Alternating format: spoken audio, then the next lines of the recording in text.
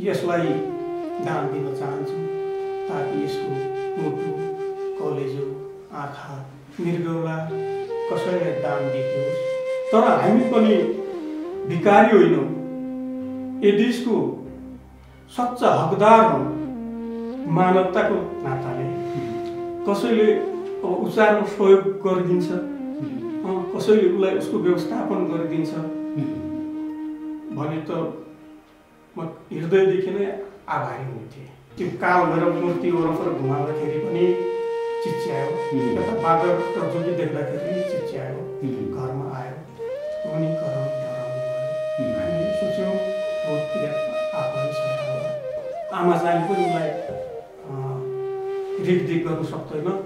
अब मैले नै काम छोडेर हजुरको बडीगार्ड बन्नुपर्ने अवस्था छ, फ्युचर हेर्ने बेला उसको हेरालो भन्ने अवस्था छ। हामी त राजनीतिलाई देश चलाउने नीति ठानेका थियौँ, हामीले त राजनीतिलाई देश बनाउने नीति ठानेका थियौँ, हामीले त राजनीतिलाई देशको जनताको व्यवस्थापन गर्ने नीति ठानेका थियौँ, हामीले त राजनीतिलाई जनताको भविष्य बनाउने नीति ठानेका थियौँ।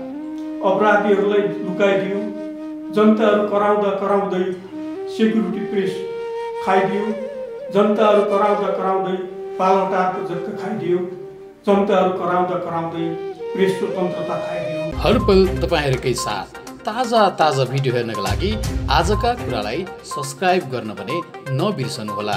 दर्शकबिन नमस्कार। यति बेला हामीसँग आज एकजना भाइ हुनुहुन्छ, दिवाकर विष्ट, बैतडी पाटनदेखिको। उहाँ धेरै समयदेखि 5 वर्षको उमेरदेखि बोल्न सक्नुहुन्न र अहिले पनि उहाँको मानसिक अवस्था ठिक छैन। विशेष गरी उहाँको बुवा आमाहरू पनि सँगै हुनुहुन्छ। उहाँले मलाई पटक पटक फोन गरेर मेरो कुराहरू पनि राज्य समक्ष राखिदिनु पर्यो, मेरो कुराहरू पनि सम्पूर्ण नेपालीहरू समक्ष राखिदिनु पर्यो भने पछाडि हामीले यो चाँजो पाँजो मिलाएका छौँ। उहाँले मलाई फोन गरेर सबैभन्दा दुःखको कुरा त के भने म आत्महत्या गर्छु भनेर विष किन्नको लागि पनि गएँ, तर मलाई विष पनि पसलेले बेचेन मेरो अवस्था देखेर भन्ने खालको पनि कुरा गरिसकेपछि हामीले यो चाँजो पाँजो मिलाएका छौँ। स्वागत गर्न चाहन्छु तपाईँ सबैलाई। सर्वप्रथम त मिडियाका मित्रहरूलाई म धन्यवाद दिन चाहन्छु, मलाई बोल्ने अवसर दिनुभयो।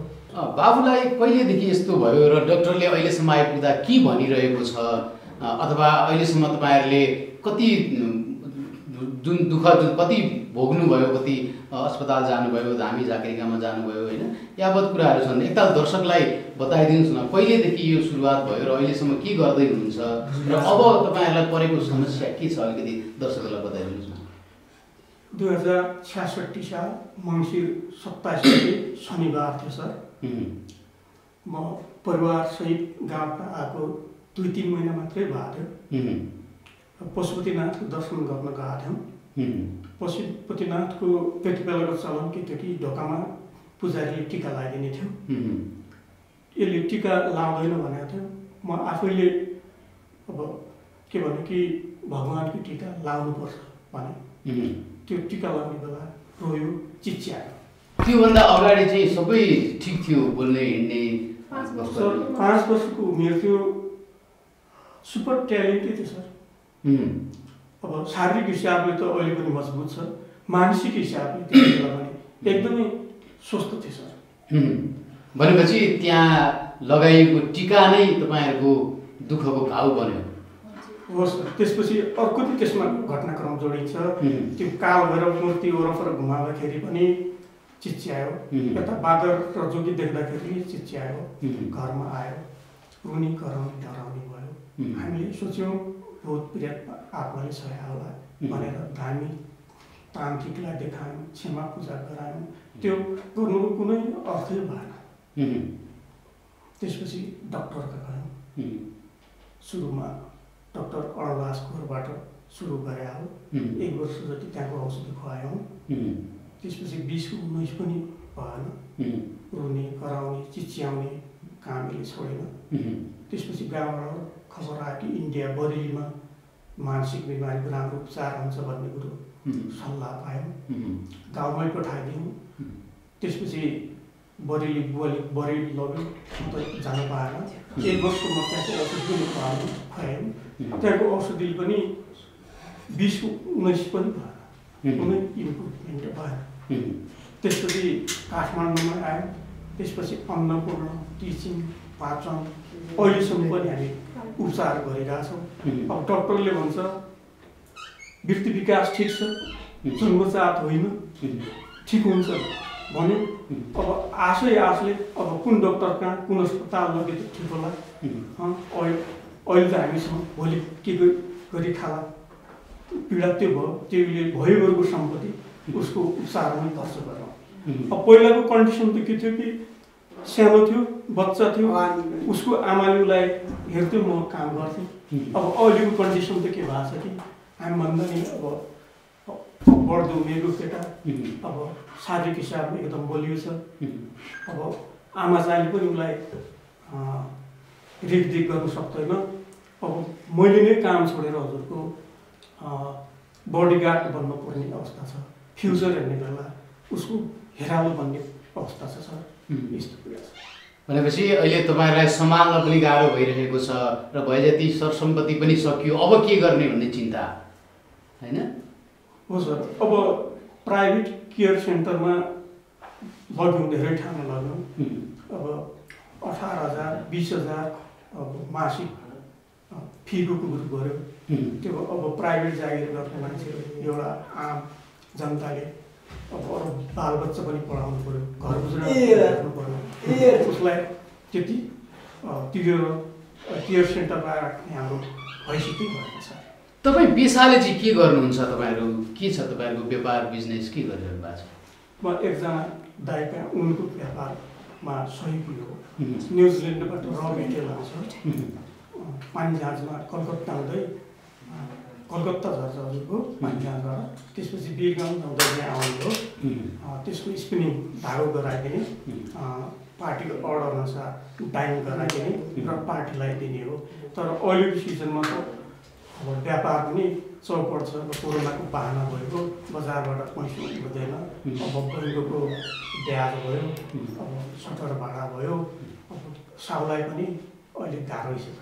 कति छोराछोरी हुनुहुन्छ अहिले घरमा? यो सर सबभन्दा ठुलो छोरो यही हो। अहिले 17 वर्ष पुरा भएर 18 चल्यो हिजोबाट मात्रै। अरू एकजना 13 वर्षको छोरी छ, एकजना 10 वर्षको छोरी छ, एकजना 4 वर्षको छोरा छ। तिनीहरू सर पढाइमा सुपर ट्यालेन्ट, साह्रै राम्रो। सरले पनि बुझेका छ, स्कुलमा नै फी तिर्नु पर्दैन एउटा हो, एकदमै राम्रो छ। मैले भन्नुको अर्थ जन्मजात पनि अरूमा कसैमा केही देखिएको छैन। भनेपछि अहिले पनि पशुपति क्षेत्र सम्झिँदाखेरि भित्र भकान फुटेर आउँछ होइन? आउँछ सर। म त अब के भन्ने सर, म एउटा हिन्दू हो, हिन्दू परिवारमा जन्मेको। अब त्यसको विरोध गरे जस्तो लाग्छ मान्छेहरूलाई, तर घटना चाहिँ त्यहीँ भइदियो। यो मात्र भएछ, आफ्नो भाग्य भन्नुपर्छ हजुरको। हाम्रो भाग्य त्यस्तै थियो होला। भगवान्लाई के दोष लाउनु, आफ्नो भाग्यलाई दोष लाउनु पर्छ। तर पनि एउटा भनौँ न, आमा बुवाले छोराछोरीको एउटा सपना बोकेको हुन्छ होइन? 5 वर्षसम्म केही नभएको एउटा जोगीले टिको लगाइदिएको दिनदेखि यो अवस्था सिर्जना हुँदै गयो होइन? कसरी सम्झिनु भएको छ? एकपल्ट आमाको तर्फबाट सम्झिनु पर्दा आमाले बोलिदिनुहोस्। दुःख लाग्छ सर। अब यस्तोको बच्चाहरू पढ्दैछन्, हामीलाई रुने मन त लाग्छ सर। अब भोलि छोराले कसरी खाला अहिले त मैले हेर्छु।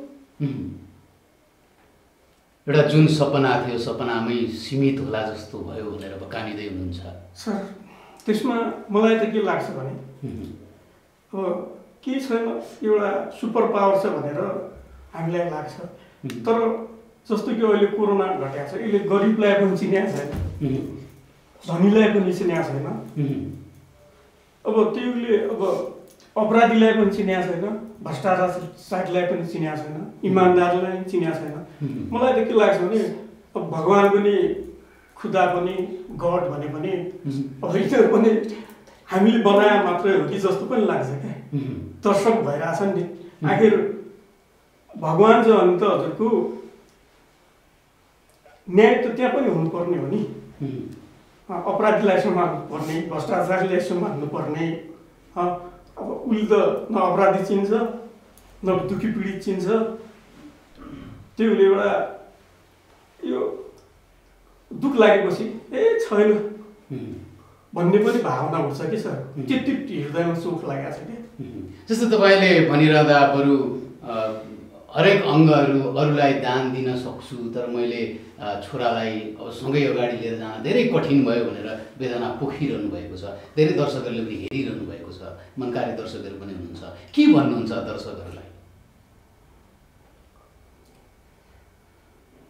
अब सर, अब मलाई सहयोग गर्नुहोस्, आर्थिक सहयोग गर्नुहोस् त म भन्न सक्दैन। सबैको आफ्नो पीडा हुन्छ। अरूलाई अब हामी त्यो हिसाबले यसलाई प्रदर्शनको पात्र बनाउन पनि चाहन्न। तर अब मेरो हैसियतले अब पैसाले उसको उपचार गर्न सक्ने अवस्था पनि रहेन। अब मेरो हैसियतले उसको व्यवस्थापन गर्ने हैसियत पनि छैन। अब त्यसमा हजुरको कुनै शर्त पनि मलाई स्वीकार्य छैन। मानवताको नाताले कसैले अब उपचारमा सहयोग गरिदिन्छ, कसैले उसलाई उसको व्यवस्थापन गरिदिन्छ भने त म हृदयदेखि नै आभारी हुन्थेँ। भनेपछि दर्शकहरूलाई एउटा सहयोगको भावना पनि राख्नुभएको छ। सङ्घ संस्थामा लगेर राखौँ भने पनि महिनाको 20-25 हजार तिर्न सकिएन। एकातर्फ छँदैछ, अर्कोतर्फ सेक्युरिटी गार्ड जस्तो छोरालाई रुकेर बस्नुपर्ने अवस्थाले अरू छोराछोरीलाई पढाउन अगाडि बढाउन पनि कठिन भयो भन्ने तपाईँ भनाइ हो सर। उसको कारणले एउटा गरिखाने परिवारकै भविष्य धरापमा परिगयो। अब त सकिँदैन सर यसलाई। अब हजुरको मलाई नै अलिक पिड्न आउँछ। अब चाहिँ हजुरको पहिला सानो थियो, अब त घरमा कोठामा राख्नै नसकिने जस्तो भयो सर। अब त सर के भयो कि अब अर्का घरमा अब कोठा पाउँदैन उसको कारणले। अब कोठामा बस्दाखेरि त डिस्टर्बेन्स गरिदिन्छ, नोक्सान गर्छ। अपाङ्ग भएको हिसाबले कोठा भाडा पनि पाइँदैन। अहिलेसम्म बस्न दिएका छन्। घरबेट दाइलाई मैले धन्यवाद दिनुपर्छ। उसले नोक्सान गरिदिन्छ सर। अब त अर्का घरमा बस्नु सक्ने स्थिति पनि छ। सबैको सोचाइ एउटै हुँदैन सर। घरबेटीको पनि हजुरको कसैले अब दया माया गर्छ, कसैले अलि नराम्रो सोच्छन् सर। त्यस्तो नै हुन्छ। हस्, पक्कै पनि मनकारी दर्शकहरूसम्म यो भिडियो पुगोस् र केही सहयोग पनि मिलोस् भन्ने हाम्रो कामना पनि छ। जुन दिन सम्झँदाखेरि पशुपत क्षेत्रमा गएर एउटा टिको लगाएको हिसाबले 5 वर्षपछि अहिले यो समयसम्म समस्या झेलिरहनु पर्यो, अझ समस्याहरू आउँछ भनेर तपाईँहरू पीडा पोखिरहनु भएको छ। सबैजनालाई स्वास्थ्य लाभको कामना पनि गर्छौँ र मनकारी दर्शकहरूले पनि यो भिडियोलाई हेरेर धेरैभन्दा धेरै सेयर पनि गरिदिनुहुन्छ होला र सहयोग पनि गरिदिनुहुन्छ होला भन्ने अपेक्षा। कति दुःख पायौँ सर। अब के गर्नु, दुःख पोख्ने दुःख जति पोख्यो भने हजुरलाई अब साध्य छैन। कति आफ्नो मनमा कति छ कति छ र अब के गर्नु। हजुरलाई नि अब हामीले दुःख दियौँ, त्यसको लागि धेरै आभारी छौँ हजुर। हामीलाई सुनिदिनु भयो सर। हजुरले यस्तो राख्ने मौका दिनुभयो। मिडियाका साथीहरूलाई हृदयदेखि नै धेरै धेरै धन्यवाद दिन चाहन्छौँ र मिडियाका मित्रहरूलाई आग्रह पनि गर्न चाहन्छु। सधैँ सपना बेच्ने, जनतासित सपना बेच्ने र सत्तामा जाने, सत्तामा गइसकेपछि जनता, लोकतन्त्र, 30 जनादेश भाडमा जाओस्, स्वास्नीको आदेशले देश लुट्ने लुटाउने, भारदारहरूको आदेशले देश लुट्ने लुटाउने परीक्षण भइसकेका भ्रष्ट नेताहरूलाई नै कति कभर गर्ने। हामी जस्तो पीडित दुखीहरूको आवाजलाई आवाज बनिदिनुहोस् र सधैँ सत्यको साथ दिनुहोस् भन्ने विनम्र अनुरोध गर्न चाहन्छु र साथै तपाईँहरूको मिडिया मार्फत म राज्यलाई आग्रह गर्न चाहन्छु। म वीरेन्द्र विष्ट एउटा आम नागरिक, एउटा अति तीव्र बौद्धिक अपाङ्गता पीडित 17 वर्षीय बच्चाको पिता हो र म पिता हो र यो देशमा म जस्ता पीडित अभिभावकहरू हजारौं हजारको सङ्ख्यामा होलान् जसले यस्ता पीडित बिमारीहरूको आफै व्यवस्थापन गर्न सक्छ त्यो त राम्रै हो। जुन परिवारले यस्ता मानसिक पीडित बच्चाहरूको व्यवस्थापन गर्न सक्दैन, जुन परिवारको व्यवस्थापन गर्न सक्ने हैसियतै छैन, त्यस्ता पीडित परिवारका मानसिक बिमारीहरूलाई राज्यले व्यवस्थापन गरिदियोस्। यदि राज्यले यस्ता पीडितहरूको पनि व्यवस्थापन गर्न सक्दैन, नयाँ जीवन दिन सक्दैन भने म राज्यलाई फेरि विनम्र अनुरोध गर्न चाहन्छु, छातीमा हात राखेर राज्यलाई नै यसलाई दान दिन चाहन्छु ताकि यसको मुटु, कलेजो, आँखा, मृगौला कसैलाई दान दिदियोस्। त्यो पीडितको त जीवन बन्छ, उसले त नयाँ जीवन पाउँछ, तर हामीलाई यो दशामा नछोडोस्। न यसलाई हामी घरमै राख्नु सक्छौँ, न यो सडकमा छोड्न सक्छौँ। अहिले त हामी छौँ, भोलि के गरी खाला भन्ने पीडा हुन्छ। हुन त राज्यसित यसको लागि पनि रेडिमेड उत्तर होला, कानुन व्यवस्था छैन भन्ने, तर कानुन पनि राज्यले नै बनाउने हो भन्छन्। भन्नलाई त अहिले नेपालको इतिहासमै शक्तिशाली सरकार छ, ऐतिहासिक सरकार छ, जनताको सरकार छ। यिनीहरू आफूलाई सर्वहाराका नेता पनि भन्छन् र आफूलाई यिनीहरूले सडकबाट सिंहासनमा पुर्याइसके, आफूलाई बडा महाराज बडा महारिनी बनाइसके, तर आफ्नो कार्यकर्ता बाहेक अरूलाई जनतै ठान्दैन। तर हामी पनि भिकारी होइनौँ, यो देशको सच्चा हकदार हौँ। सरकारी नुन खानेहरू, चाहे यो देशको प्रधानमन्त्री होस्, चाहे राष्ट्रपति होस्, तिनका पनि हामी मालिक सम्झिन्छौँ, किनकि यो देशका आम नागरिक हौँ। यी नेताहरूलाई वोट दिने, यी पार्टीहरूलाई भोट दिने हामी जस्तै हामी आम नागरिक नै हौँ, होइन र? म एउटा गाउँको मान्छे भएको हुनाले एउटा सानो सर्टकटमा एउटा उदाहरण दिएर सम्झाउन चाहन्छु।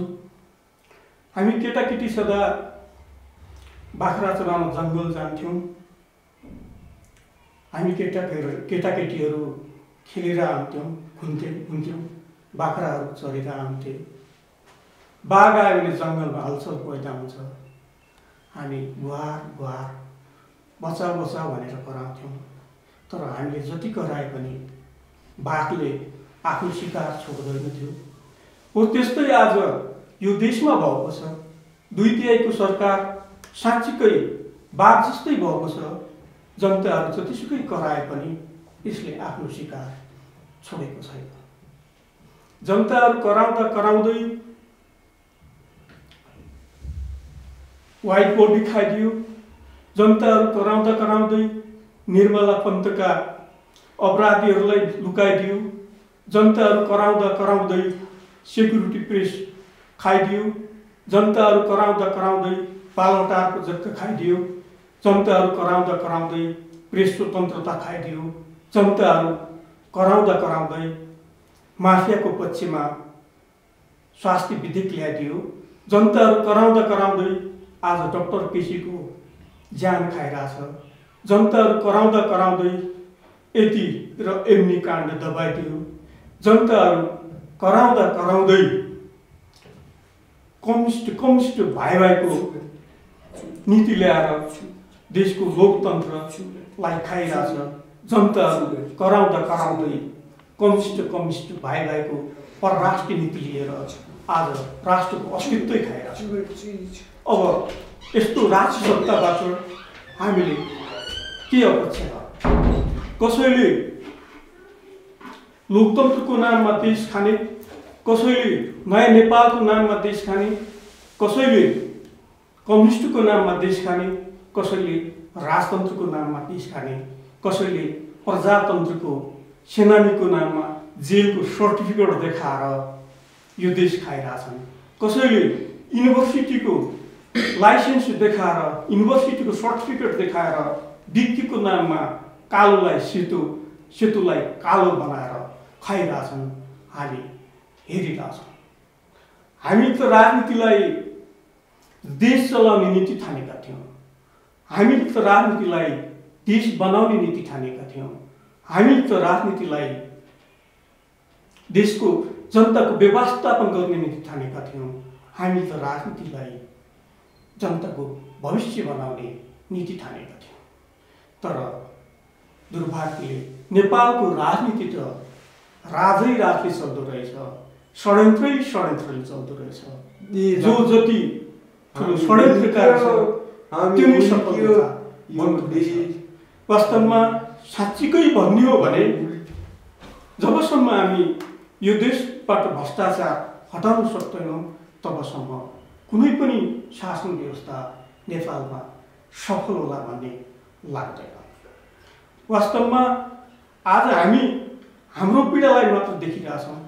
साँच्चै बच्ने हो भने आज भ्रष्टाचारको कारण देश पनि हामीभन्दा ठुलो पीडामा छटपटाइरहेको छ।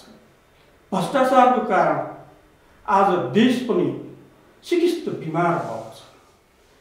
कोरोना पनि एक दिन यो देश दुनियाँबाट हराउला, विज्ञानले अवश्य जित्नेछ र यो देशलाई बिमार देशलाई निको पार्ने हो भने हामी आफू नेपालीहरूले पनि हाम्रो मानसिकतामा घुसेको पार्टीगत भाइरसलाई सत्य र तथ्यले मार्नै पर्छ। मानसिक गुलाम, मानसिक दासता छुट्नै पर्छ, गुगोबरलाई चिन्नै पर्छ। र म जस्तै पीडित यो देशका हजारौँ हजार मानसिकता पीडित गार्जियनहरूलाई, अभिभावकहरूलाई के अनुरोध गर्न चाहन्छु भने हाम्रो राज्य त हाम्रो लागि गार्जियन बन्न सकेन। अब हामीले आफ्नो पीडालाई शक्तिमा बदल्नुपर्छ। हामीले लेबरी मजदुरी गरेर पनि दाल भात खान नपुग्ने, भाग्यले पनि हामीलाई नै ठग्नु पर्ने, यो देशका भ्रष्टाचारीहरू रातारात करोडपति, अरबपति, खरबपति बन्नुपर्ने, अर्कै प्लानेटबाट खसेका, अर्कै लोकबाट खसेका प्राणी जस्ता हुनुपर्ने। अब धेरै भयो, सहन सकिँदैन। अब हामी पीडितहरूले पनि एउटा सङ्कल्प लिनुपर्छ, कमसे कम जिन्दगीमा एउटा पीडितले एउटा भ्रष्टाचारीलाई नङ्ग्याउनै पर्छ। र हामी त सिद्ध्यौँ, यो एक किसिमको आत्महत्या नै हो। तर मर्नुभन्दा पहिला यिनीहरूलाई पनि हामीले बाँकी छोड्नु हुँदैन भन्ने विनम्र आग्रह गर्न चाहन्छु। र एकचोटि फेरि मिडियाका मित्रहरूलाई धन्यवाद दिन चाहन्छु। हाम्रो कुरो सुनिदिनु भयो र उचित लाग्यो भने अगाडि बढाइदिनु होला। धन्यवाद।